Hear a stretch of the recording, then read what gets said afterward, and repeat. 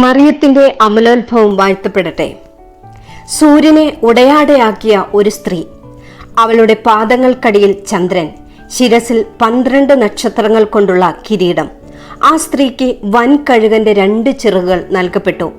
വെളിപാട് പുസ്തകത്തിൽ പറയുന്ന ആ സ്ത്രീ, അമലോത്ഭവയായ ആ പരിശുദ്ധ കന്യാമറിയത്തിന്റെ ജനനത്തെക്കുറിച്ചാണ് ഇന്ന് ഞാൻ നിങ്ങളുമായി പങ്കുവയ്ക്കുന്നത്. ഒപ്പം 8 നോമ്പ് ആചരണത്തിന്റെ പിന്നിലെ ചരിത്രവും. പരിശുദ്ധ കന്യാമറിയത്തിന്റെ മാതാപിതാക്കൾ വിശുദ്ധരായ യോവാക്കീമും അന്നയുമാണ്. ദാവീദ് ഗോത്രജനായ യോവാക്കീമും അഹറോന്റെ പുത്രിയുമായ അന്നയും അടിയുറച്ച ദൈവഭക്തിയും അനിതര സാധാരണമായ ജീവിത വിശുദ്ധിയുമുള്ള ദമ്പതികളായിരുന്നു. 20 വർഷക്കാലം അവർക്ക് കുട്ടികളില്ലായിരുന്നു. അന്ന് ഇസ്രായേൽ ജനത്തിന്റെ വിശ്വാസമനുസരിച്ച് സന്താന സൗഭാഗ്യമില്ലാത്തവർ ശപിക്കപ്പെട്ടവരാണെന്നായിരുന്നു. അതുകൊണ്ട് തന്നെ അവർ മറ്റുള്ളവരുടെ മുൻപിൽ ഒരുപാട് നിന്ദനങ്ങളും അപമാനങ്ങളും ഒറ്റപ്പെടലുകളും സഹിക്കേണ്ടി വന്നു. എങ്കിലും ദൈവത്തിൽ പ്രത്യാശയർപ്പിച്ച് കഠിനമായ ഉപവാസത്തിലും ജാഗരണ പ്രാർത്ഥനയിലും അവർ ജീവിച്ചു. ആ വിശുദ്ധരായ മാതാപിതാക്കൾക്ക് ദൈവദൂതന്റെ ദർശനങ്ങളുണ്ടായി. ഒരിക്കൽ അന്നാമ്മ ഒരു വൃക്ഷച്ചുവട്ടിൽ ദുഃഖിതയായിരുന്നപ്പോൾ ദൈവത്തിന്റെ ദൂതൻ പ്രത്യക്ഷപ്പെട്ട് മറിയത്തിന്റെ ജനനത്തെക്കുറിച്ച് സന്ദേശങ്ങൾ നൽകി. കാലം തികഞ്ഞപ്പോൾ അവൾ ഒരു പെൺകുഞ്ഞിനെ പ്രസവിച്ചു. 9-ാം ദിവസം ദൂതൻ അറിയിച്ച പ്രകാരം കുഞ്ഞിന് മറിയം എന്ന് പേരിട്ടു.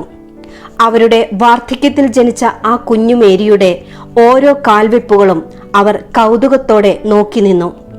എന്നാൽ യഹൂദ ശിശുക്കൾ ദേവാലയത്തിൽ പുരോഹിതന്മാരുടെ മേൽനോട്ടത്തിൽ കഴിയേണ്ടിയിരുന്നതുകൊണ്ട് 3-ാം വയസ്സിൽ കുഞ്ഞുമേരിയെ ദേവാലയത്തിൽ കാഴ്ചവെച്ചു. അങ്ങനെ ദൈവപുത്രന് പറുദീസയാകാനും പുണ്യാശ്രമമാകാനും മാതാപിതാക്കളുടെ ലാളനയും സ്നേഹവും തന്റെ സുഖസൗകര്യങ്ങളും ഒക്കെ ത്യജിച്ച് പുരോഹിതന്മാരുടെ പരിചരണത്തിൽ കഴിഞ്ഞു പോന്നു. രക്ഷകന്റെ ജനനം സൂര്യോദയമാണെങ്കിൽ മറിയത്തിന്റെ ജനനം ഉഷകാല നക്ഷത്രത്തിന്റെ ഉദയമാണ്. മുള്ളുകൾക്കിടയിൽ ലില്ലി പോലെയാണ് മക്കളിൽ എൻ്റെ പ്രിയെ, അങ്ങ് സുന്ദരിയാണ്, അങ്ങിൽ യാതൊരു കുറവുമില്ല, നന്മ നിറഞ്ഞവളാണ്, സർപ്പത്തിന്റെ തല തകർത്തവളാണ്. ഉത്തമഗീതത്തിലെ ഈ വരികൾ മറിയത്തെ പറ്റിയാണെന്ന് കരുതപ്പെടുന്നു. ആകാശം മുട്ടി നിൽക്കുന്ന ഒരു ഗോവണി ഭൂമിയിൽ ഉറപ്പിച്ചിരിക്കുന്നു. അതിലൂടെ ദൈവദൂതന്മാർ കയറിയിറങ്ങുന്നു. പഴയ നിയമത്തിൽ യാക്കോബ് കണ്ട ആ ഗോവണിയാണ് പുതിയ നിയമത്തിൽ പരിശുദ്ധ മറിയം. നമ്മളെ സ്വർഗത്തിലേക്ക് പ്രവേശിപ്പിക്കാൻ സ്വർഗം കണ്ട എളുപ്പ വഴിയാണ് മറിയം എന്ന ഗോവണി. ഈ രഹസ്യങ്ങൾ അനുഭവിച്ചറിഞ്ഞ നമ്മുടെ പൂർവികരാണ് 8 നോമ്പ് ആചരണത്തെ ഈ തലമുറയിലേക്ക് കൈമാറ്റം ചെയ്തത്.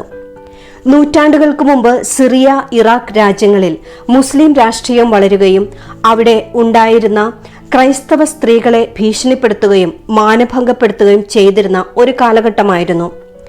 ആ യുദ്ധത്തിൽ പിടിക്കപ്പെട്ടവരുടെ ചാരിത്രശുദ്ധി നഷ്ടപ്പെടുമെന്നുറപ്പായപ്പോൾ സ്ത്രീകളെല്ലാവരും ദേവാലയത്തിൽ 3 ദിവസം ഭജനമിരുന്ന് പരിശുദ്ധ അമ്മയോട് ചേർന്ന് പ്രാർത്ഥിച്ചു.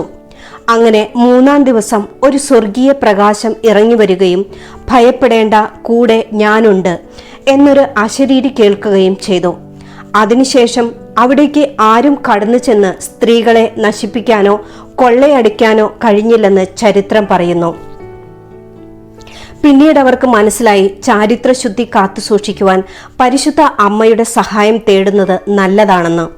അങ്ങനെ 3 ദിവസം എന്നത് 8 ദിവസമായി നീട്ടുകയും തുടർന്ന് എല്ലാ വർഷവും നടത്തുവാനും തുടങ്ങി. മറ്റൊരു സംഭവം ഇങ്ങനെയാണ്.